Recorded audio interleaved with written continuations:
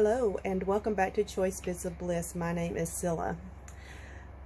I posted a question in the Crafty Low or No Spin group. What comes first? The photos, the paper, the story, embellishments? What is it that inspires you to start a layout?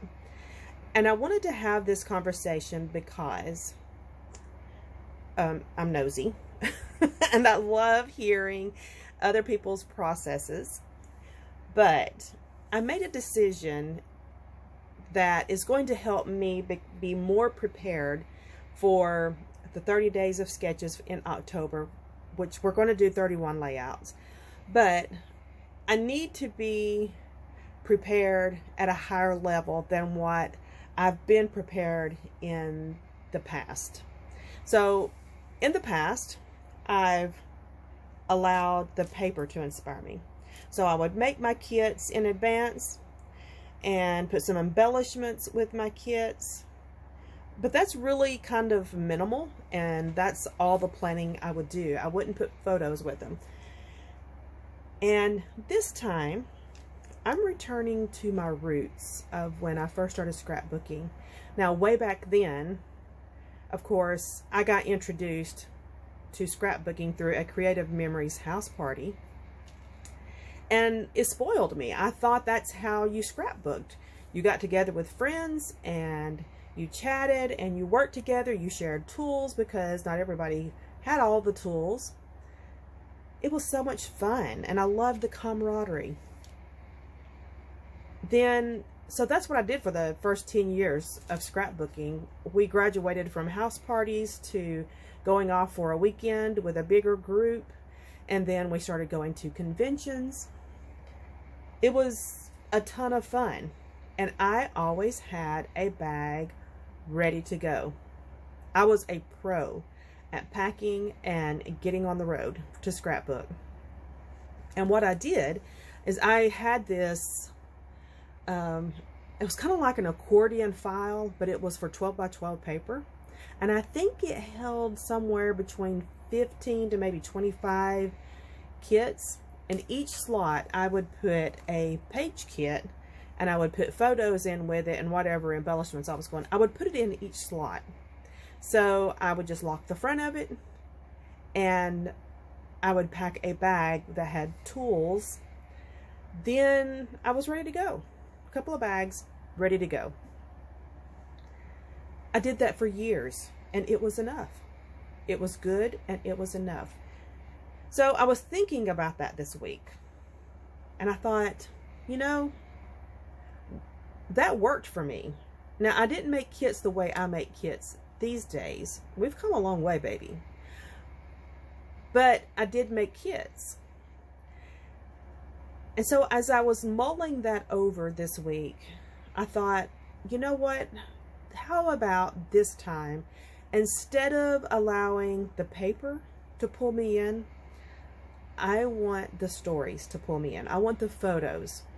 So when I was going through looking at my photos, I was looking for fresh memories so that I'm not struggling trying to remember details, dates, and all of that. I looked for compelling stories so that, you know, if I'm looking at the photo, the story immediately comes to mind. Oh yeah, that's why I took that photo. This is the story I want to tell. And that was pretty much my criteria as I was going through my photos. I sent them off to Walmart to have them printed in 1 hour.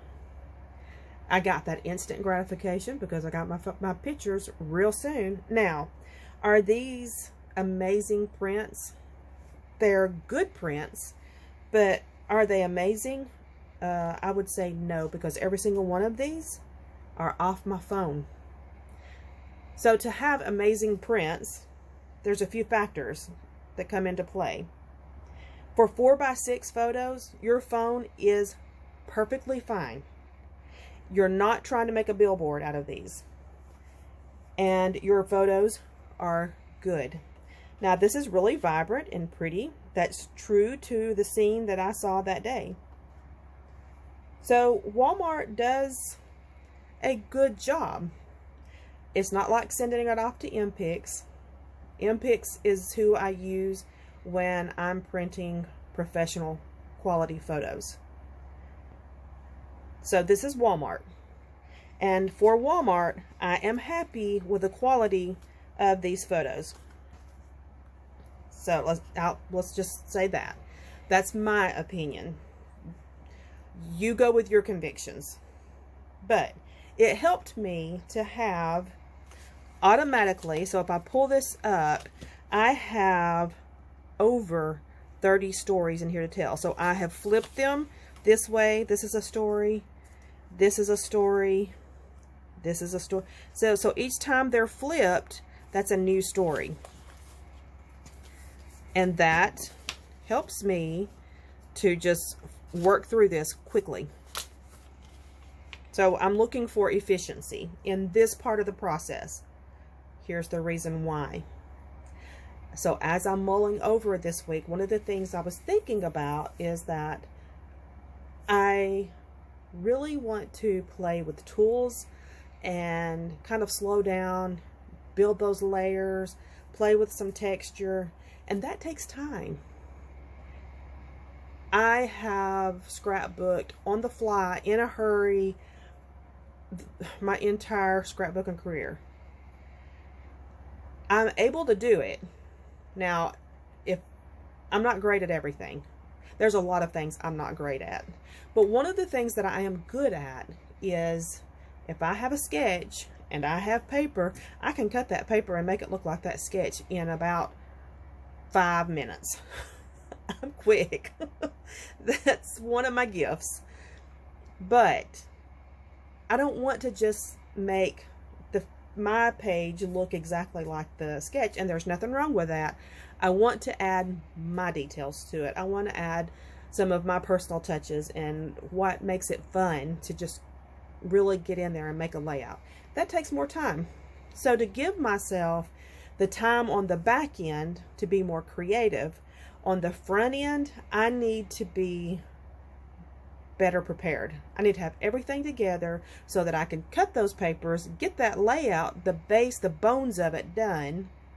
And then, so for example, if this is the kit that I'm going to use, and let me pull these, and I'm going to use this layout, then I'm going to start cutting these and get this basic layout created, and then know where my photo placement is going to be, and then start playing with creating a more dynamic layout that I'm happy with.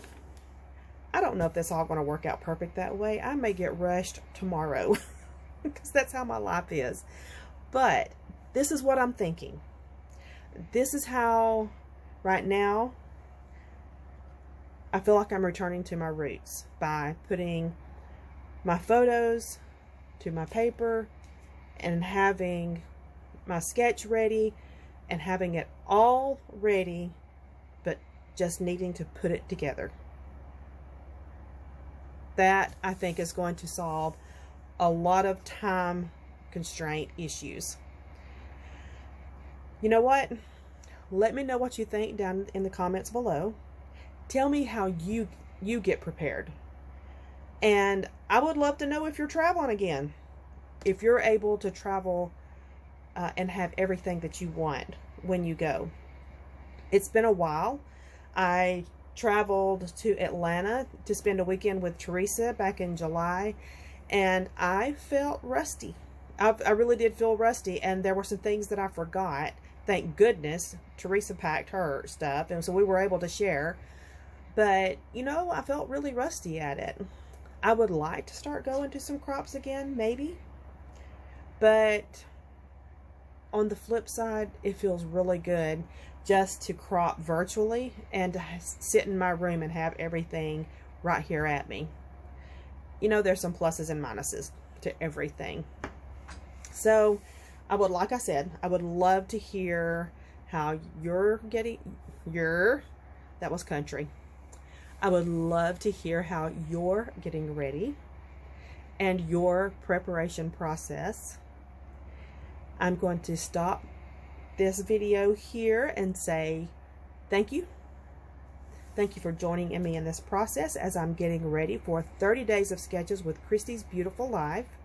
That's coming up in October. Join us. You're going to love all the inspiration that's going to be provided. Come back and we will talk again soon. Bye-bye. Whoa, wait a minute.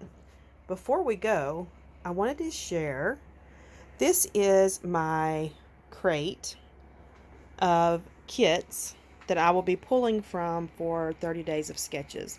Now I have 75 kits in here. I went a little overboard, but I wanted to have a lot of options. So I've got embellishments in these bags and the paper. I have cardstock. Everything that I need to create the layout is in there except for the photos. And I'm going to be adding the photos very, very soon.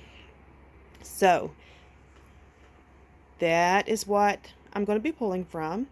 I keep a basket. Since I've started doing the 30 Days of Sketches, I keep a basket of kits ready.